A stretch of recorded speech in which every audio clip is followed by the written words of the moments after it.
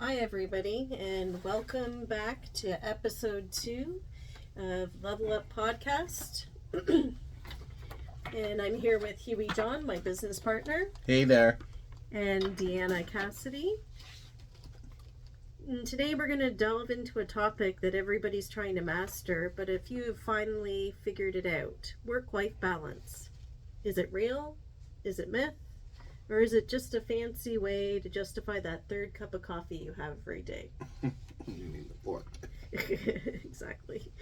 We've got 10 questions lined up, some serious and some a little ridiculous, to explore how people are really handling the balancing act in today's crazy world.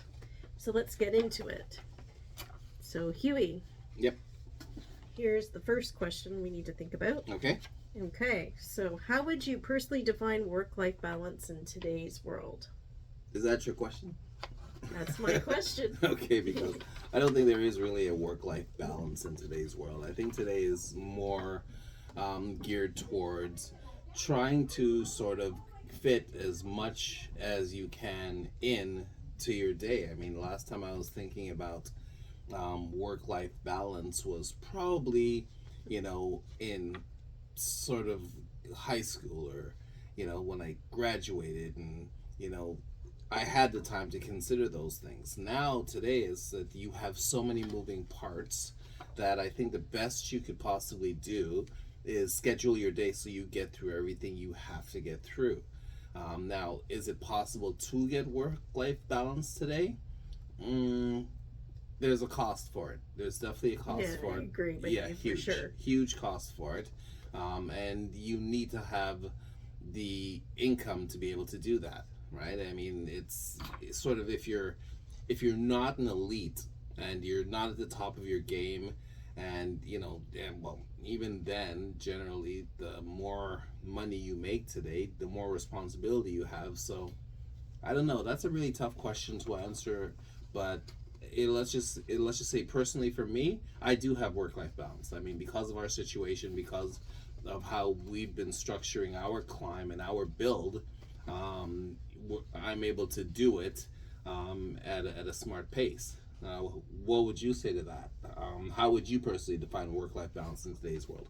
Well, I think overall I'd say work-life balance is a little maybe not balanced because of all the technology and electronic devices. AI is changing that in a big way. And everybody expects you to get back to them like within minutes. Or an hour at the most. Yeah, but okay, well, let me ask you this. Would you say AI has made it easier to basically get that balance? Or would you say that it's actually making it harder? Because, I mean, in a lot of cases, for us especially, the stuff we used to do manually years ago, we're now kicking it over to AI. Yeah. No, I think it's going to help. Yeah. I think I'm still learning more and more about it and how I can use it to my advantage and to help me. With sending automated messages and stuff like that instead. Okay, so ultimately, basically, you think that we do have more work-life balance with AI. I guess probably is I think that's the huge the defining factor of all this now, whereas we didn't have it, maybe 3, 4, 5 years ago. Mm-hmm. So you would definitely say there is more space for work-life balance. Yeah, I think people have more flexibility in their schedules. Yeah, I would agree with that. Into when they start work, when they leave, what they do. So yeah, I would definitely agree with that. I see that coming together better than what it used to. Yeah, well, we were talking about that yesterday. Just yesterday we were talking about that. How people don't look as stressed out as they once did. Okay, so I will ask question 2 now. Has working from home made work-life balance better, or has it made pajama parts part of the dress code of 24/7? I guess that's one of those funny questions we got from ChatGPT. Yeah. Hey, Chat. Love you. Big shout out to Chat. Oh, we love you, Chat. Yeah. So, well, it sometimes is nice to wear pajamas. Yeah, but I change and I get ready, and so. Yeah, but the thing with you is that you have the option of working from home if you want to, but you choose to come into the office. Yes, exactly. Which it's our office, so, but you could well, there's a few things that you have at the office that you don't have at home, but I mean, is it that you feel more productive in the office, or because you seem to be productive when you're working from your place or you're working from here? Like, why is it psychologically seems better for you to come into the office? Is it a Um, for me, yeah? I can do both, but Mhm. I just feel more productive when I'm here. There's less distractions Gotcha, at home. gotcha. Okay. That's pretty well. That's the only reason. It's just Yeah. yeah. But you don't seem to get you don't seem to get distracted when you're working from your place. No, I'm pretty good. Okay. But Well, I guess that answers that. For me, basically, it's because a lot of my job is basically being on calls. Um, yeah, I probably prefer the office because working from the apartment, it doesn't feel like work. yeah. Yeah, and you have to be when you're on a call, especially you have to be in a professional mindset for who you're speaking to. Mm-hmm. So if I'm sitting there in my PJs, Yeah, no, you have to get. I don't think you it's, still have to get you up. You still have to get ready. Yeah, you still have to get changed. You have and to be. dressed. You have to put on your game face. You have to put on your Yeah. war paint, and I don't think you can do it effectively from home. Mm-hmm. Okay, number 3, I'll throw that to you. Oh, certainly. So, is true work-life balance even achievable, or is it more about managing trade-offs? Okay, so true work-life balance is achievable. There's no question about that. I think the dynamics of the family unit are changing. I think that whole sort of like, ma and pa and, get up in the morning, feed the kids breakfast, they go to school, and then they go to soccer or hockey practice. Right. I think that's changing. I think, because of things like technology and, cell phones and tablets and all of these things, I think kids are a lot more sort of independent than when we were growing up, for say, where basically you needed mom or dad to drive you somewhere. Now these guys just go to their room, right? They're on the internet, right? They're building $1 million businesses from their basement. That's the new, rearing of the child. So I think it's achievable. I just think it's very, very different what we consider as being balanced. Like, a lot of these kids today, they're glued to their phones. Is that balance?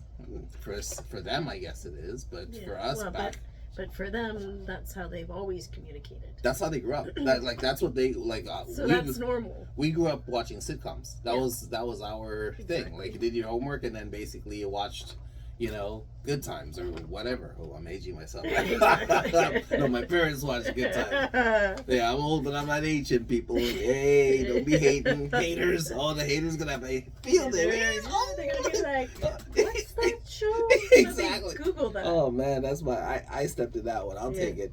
You'll take it. Okay, so I'll get this one out. So do companies today actually care about work-life balance, or do they just give you a free yoga class and call it a day? Let's see. Well, okay, I'll let you answer this, but this is tough because you and I have been working on our own for so long. Yeah, so I don't don't really know have the proper corporate or view or perspective of what a regular corporation is like anymore. No idea what they do. So, Yeah, like for no idea me, what they do. I guess if I'm able to, and which I can do, is I can go to the gym. It's just 5 minutes away from here anytime during the workday. I guess what chat means with this particular question is, you remember back in the early 2000s when companies would give you lunch, they'd give you like beanie bags, they give you pool tables, they give you ping pong tables, and so, and it was just like, sort of work at your own pace, but if you have a deadline, you stay till 12 at night in this beautiful facility if you have to. Does that still go on, or is it just, okay, you know what, skeleton crew, AI takes over most of the heavy lifting, and the people who are there, okay, go home to find that? Like, I wouldn't know. I couldn't answer that intelligently because I'm not part of that system, right? I know. So that's not a good question for me either. Yeah, so we'll scratch that one. Okay. Number 5. So I'll ask this question. You asked that question. If that's okay. Yep. Okay. So what's one habit or boundary you set that really helps protect your personal time? habit or boundary. You know, I don't really set boundaries because my, personality has always been that of like a CEO even before I had any power, um, or anything. I always had this. When you first met me, I was pretty much the same, right? Exactly. I deal in sort of logic as opposed to, um, I'm not I'm not really mushy feely, Mm-hmm. well, with very very few people, but I'm not that person who's going to get, sort of all wrapped up in sentiment and all of that. So, um with that said, people pick that up as a boundary. Right away they're like, okay, this guy is basically like, he controls his own space, right? And I'm very independent minded, and if I don't want to do something, chance of you getting me to do it are slim to none. And Yeah, for sure. you'll pick that up just from my body language. So I set boundaries just by being myself. Mm-hmm. um how about you?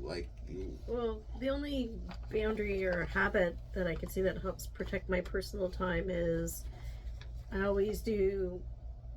One habit I have is I have my phone set on do not disturb after Oh, 10 o'clock. oh, you did that? Yeah, Oh, I yeah. didn't So know that. then I don't get inundated with beeps and bings because of our team Yeah, being all over the place, especially now. Yeah, yeah, right? yeah, So they could be pinging you all night. yeah. So that way I still get a good night's sleep. I'm not getting interrupted. You've been doing that a while now, though. Yes, I have. Oh, okay. Okay, good for you. That's discipline. Mhm. Cool. All right. Next question. Excuse me. Okay, so that's number 6. I'll ask this. So how do you handle the guilt when Netflix is calling by emails are still pinging? But emails are still pinging. Yeah. Once again, I think it's different if you run your own shop. Yeah, like you and I have an obligation to get back to certain emails Yeah. at Yeah. a regular, like even if it's off hours, Yeah. because we Yeah. still want projects to move forward or stuff like that. Yeah, it's like not if if I imagine if you were sort of working, it would be annoying, but when it's your show, you want things to run smoothly. We have a vested interest in being accountable to our business 100%, I think. So I think really that determines just, how where our priorities are going to lay. Like I actually like being accountable to the stuff we've got going on. I like putting out fires. Mm-hmm. I've always been like that. The higher the challenge, to me, the the I guess the harder I could pound my chest and say, I've dealt with that, or I got through that. I look back at sort of like a lot of stuff you and I have been through, Mm-hmm. and I'm just like, yeah, give me more, you know. So yeah, no, I think it would be different if I had a job. Then I think, Mm-hmm. if I was working for somebody else, then I'd be sort of at their beckoning call. But I don't mind being at my beckoning call and your beckoning call for what we're building. Yeah, I'm the same way because it doesn't bother me, but I do put my phone away if I'm taking some time for myself. Yeah, Like yeah. I No, don't. no. You will prioritize your space, but it's all for you, Yeah. right? So basically, the distraction is for you. You benefit from solving it, Mm-hmm. as well as you determining that, no, you know what, I'm just gonna basically shut everything off right now, and I'm gonna and I to be honest with you, I and we've had this conversation several times.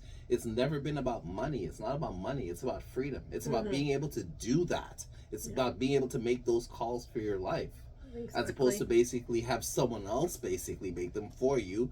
And when you're working for someone else or a corporation or whatever the organization or whatever the structure is, you're actually your boundaries are being set by that organization. Yeah. You could be reprimanded for your boundaries. Mm-hmm. Exactly. Yeah, so they're setting your boundaries for you, and yeah, that sucks. Okay, So so the next question: do you believe the younger generation has a healthier view of work-life balance than previous generations? yeah, I do, Yeah. and simply because they have smartphones to help them out, Mm-hmm.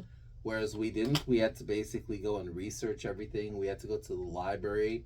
There were so many steps that we needed to take that this generation they have literally at their fingertips. Yeah, for sure.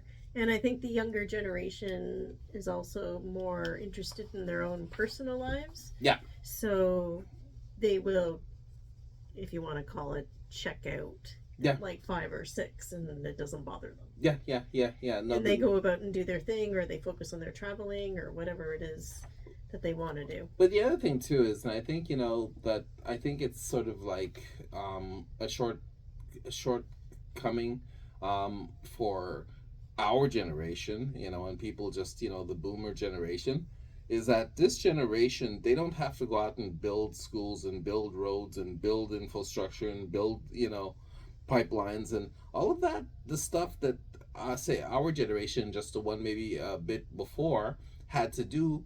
That was hard work. That was laying the infrastructure for generations to come. But it's built. Like, we can't expect these kids to come out with the same urgency and the same sort of drama and dedication as our time and our parents' time. It was a different time back then. These guys, it doesn't matter if they become doctors or lawyers. You know how many doctors and lawyers there are out there? There's no shortage. No. So these guys should be able to come up with new, interesting ways to basically do careers and make money. True. That's my opinion anyway. Yeah. I don't have any kids, by the way, so I'm not, I guess it's different if you're a parent, because then your concern is like, well, no, you got to find something. That's not, obviously, you're worried about the little bugger, but to me, it's like, well, I think the little bugger will figure it out. He's got a smartphone. Figure something out. Exactly. Okay, so 8, can hustle culture and work-life balance coexist, or is that like trying to do yoga on a treadmill? Good question. Yeah. Chat is killing it today. Exactly. It's, I think it might be possible, but it's hard because when you're in a hustle mode, you're trying to get things done. Yeah. And achieve things, right? Yeah. So then your balance gets a little out of kilter. Well, I think today it's necessary to have a bit of hustle in everything you do. Yeah. I think it's hustle or complacency. There doesn't seem to be much of it in between. Like when we were growing up, hustle was frowned upon. It was like, well, that's not how you do it, and you take your time, and don't you show don't show other people around, and you basically, there's an order, there's a chronology to everything we did. But today, if you're not hustling, you're getting left behind. Well, that's what I was just going to say. If you aren't, yeah, or if you're not working more on getting ahead in a job or hustling on a side business or sports or a real business or something else, you're going to be on the sidelines. Oh, you're getting, and everybody else is just going to pass you by. You're going to get passed by. Yeah, totally agree there. So I think it's essential that whatever you're doing, if you care about it, you do have a certain degree of hustle to you. Yeah, for sure. And drive. Drive is a key word. Yeah, can't forget the drive. Okay, what role does mental health play in the conversation around work-life balance today? This is a big one. Yeah. Well, I think this is more in the workplace culture now, whereas before, when we were sort of starting out our careers, there wasn't much talk about it, and they just sort of just do your job, go ahead and work. But now people are more cognizant about you needing to protect your mental health so that you can function properly. Well, it's very interesting, because then I'm going to ask you a personal question. We can edit out if you don't, want to answer it on camera or whatever. But years ago, you seemed like you used to struggle a lot more with, certain mental health issues, but I haven't seen those struggles, especially the past, 4 or 5 years since we've, we've obviously had to struggle with the business at times, and, getting everything to where it is has been a struggle within itself. But you seem to handle most things. I don't see the struggle with mental health that you might have once had. Would you say that's accurate, or do you hide it better from me, or? No, I would say I'm managing it a lot better. Okay, and what would you attribute that to? Well, just I've done a lot of courses and stuff like that to get tools and stuff to handle the situations, because at the end of the day, we all have stress in our lives and Hmm. stuff like that, and that impacts your perspective, and it could take a toll on you, like with all the uncertainty and stuff changing in the world right now. Well, yeah, I mean, I used to notice it, but I haven't. I haven't. The only reason I actually even thought about it now is because we're Well, having this this question. conversation. Yeah, but I Chat. don't like you. Just seem really even keeled and Yeah, really. I'm doing a lot better. Like, Yeah, yeah, yeah. my Just anxiety is a lot lower. yeah. No, it's because So, it but was on the high side. that's meditation. Wow. So, Congrats. That's yeah. I didn't. You and know. then the depression hasn't been a huge factor for me lately because I'm just so absorbed in trying to get our projects going and stuff moving forward. So I'm Yeah. just living in right here, right now. Yeah. Would you say that working for yourself has, you know, contributed to some of the clarity and some of the control and some of the independence? Yeah, I would say so because Yeah.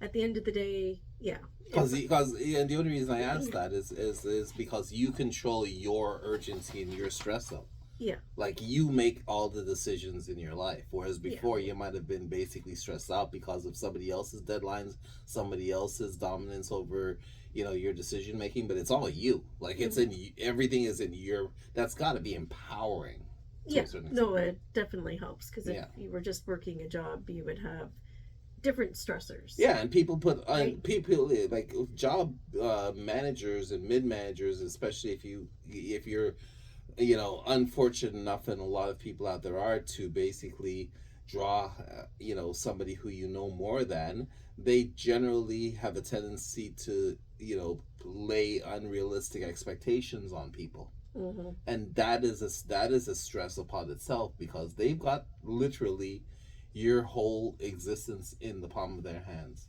And if like I've had many bad bosses, that was probably the reason that and I told you this before they started weaponizing our friendship. But the reason that I said no, I'm not going to ever work for anybody again is because of that. It's Yeah, because of terrible bosses. yeah. There's so many toxic work Yeah, environments yeah. out there, Today especially. and more so today because even if you are working remotely, Yeah. people are still doing all their weird little power plays and Oh, struggles and like stuff that is so unnecessary. and now how unnecessary it is. Yeah, Having been self-employed and independent for yeah. so long.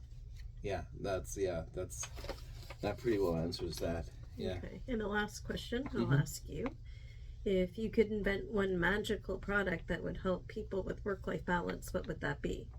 For example, an app that locks your Slack after 5 p.m. Okay. If I could develop an app, um, I think I would basically come up with an on and off switch, right? So basically, what it does is at a certain point, no matter what you've got on your table, you just switch it off.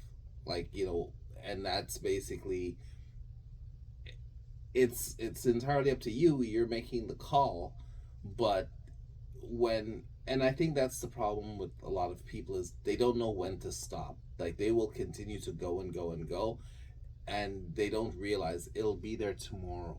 Yeah. It's not No, going that's true. it's not going anywhere. Like, and with everything you have to know, like I'm very good at it. It's okay. Yeah, you're way better at Yeah. it than I Okay. am. I'm done. That's it. Yeah. Okay. Yeah.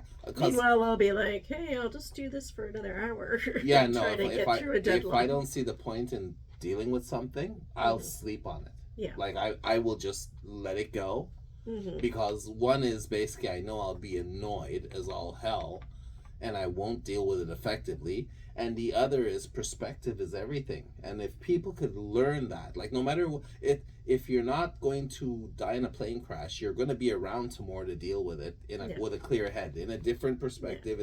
Yeah. And what's the 1 day difference? Well, the 1 day is a world of difference with how well you cope with it. Yeah. What most people fail to realize is that a lot of situations we make them 10 times worse because we don't step away from them and we don't give them the time to digest and to marinate and to process. and to process. Like if we were to do that with situations, you'd have better outcomes.